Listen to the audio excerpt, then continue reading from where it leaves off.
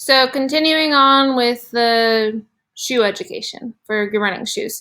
Now the reason I decided, one of the reasons I decided to try this shoe out, um, is you'll notice, I'm not very good at this right now, but this material here is thicker. I know you can't probably tell that, but it's like a leather, plasticky material on the side of the shoe. Okay, now when we run, you'll notice, as we've been doing, we do a lot of lateral movement and on sides of the hills, and we go over rocks and all kinds of different things.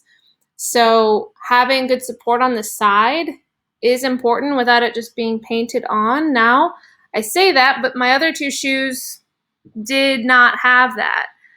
Um, this is purely for looks. This actually isn't any sort of support.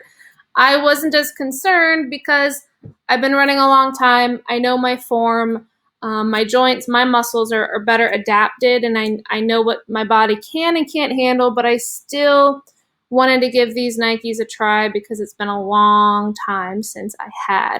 Now, what brand of running shoe is best for you really doesn't matter.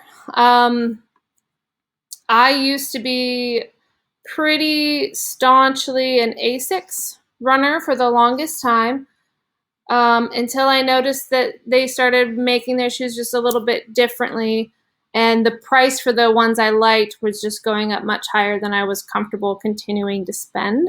So then I started looking for deals, knowing better what I was looking for.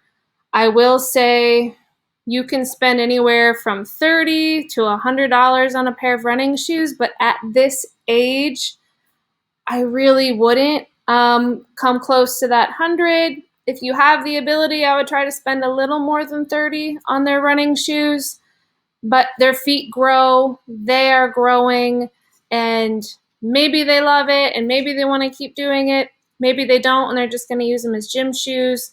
So a good price point, if you're able, that I would suggest is anywhere between $45 and even $65 if you can swing it for a good pair of shoes. Another question I'm often asked are, what kind of shoes do they need? It's just a running shoe. But you will see when we go to races, or if you've had kids in the past who have run, you will see things that look like this. Now, for seventh graders or kids that are brand new to running, I'm always going to dissuade you from wearing these. Okay, why? Well, there's nothing to them.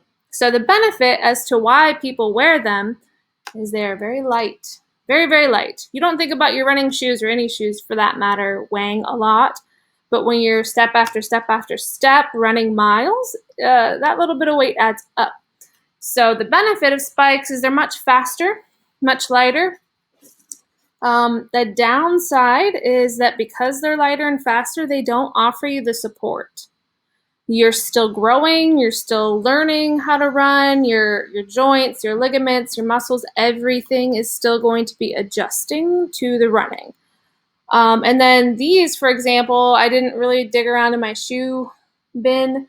These are more of a mid-distance spike. They make a more distant spike that has a little bit more of a heel, but nothing at all like your running shoe is going to have. And these are track spikes in here. Cross-country spikes they're usually about a half inch to an inch. And metal spikes that go on the bottom. Yes, they're sharp. Yes, they would hurt if you were trying to harm somebody with them. But that's not what we're going to do. But if you see eighth graders or other teams running in these and you think, well, I don't have those, coach didn't tell me to get those, coach is going to tell you, please don't. Unless you're a very, very strong runner and you've got your ligaments, everything is good. And I say that I think it would be that you'd be okay to go ahead and get a pair. It's just an additional cost that you're only going to wear for races anyway. And as parents and athletes in the past can tell you, it's just another cost. Yes, they're important to have, but they're expensive.